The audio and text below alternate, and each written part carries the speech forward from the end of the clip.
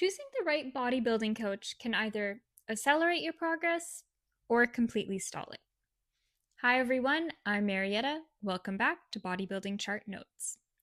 Today's chart note is on how to choose the right coach for you. Subjective. This is something I did actually spend a lot of time on before committing to a coach. I like to listen to podcasts and interviews, and I really like to try to understand how coaches think. Because not all coaches are created equal, and not every coach is the right fit for every athlete. And the reality is, this relationship plays a huge role in both your experience and the results that you get in the sport. Objective. So, firstly, do your research. Get a good sense of who they are as a coach. Follow their page, follow their athletes, listen to any podcasts or interviews they've done, speak to them. You want to understand how they think, not just how their athletes look. Secondly, ask questions.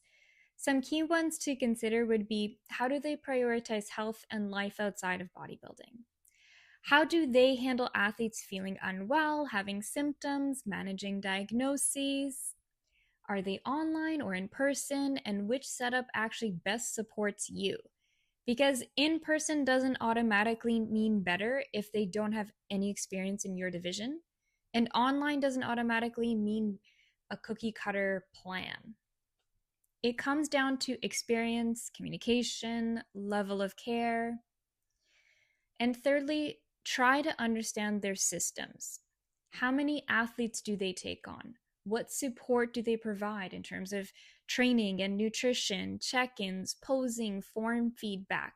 How do they approach a newer athlete versus a more experienced athlete? You're not just hiring a person, you're stepping into a system. Assessment.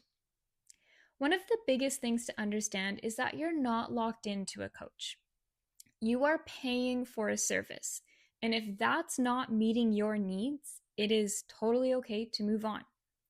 That said, though, unless there's clear red flags, give the relationship time. A good coach needs time to learn your body, understand your communication style, and even just make meaningful adjustments. I would suggest going through at least one full season, like a prep and an improvement, before making a decision to leave, if things are generally going well. Also, communication matters. If something isn't working, your coach needs to know. And you do need to be honest with yourself. Are you actually following the plan? Because if you're not, that is not on your coach. But if you are, then give them the opportunity to adjust and do their job. Plan. For me personally, since I'm really happy with my coach, Kayleen, my focus moving forward is continuing to grow within that relationship. So for us, this means refining my communication, finding that balance between over and under communicating, building more confidence in my own decision making as an athlete, and continuing to trust both my coach's guidance and my own body awareness. Because as a newer athlete, it's easy to second guess or feel like you need constant reassurance. And part of maturing in this sport is learning when to lean in and when to step back and trust the process. Closing reflection.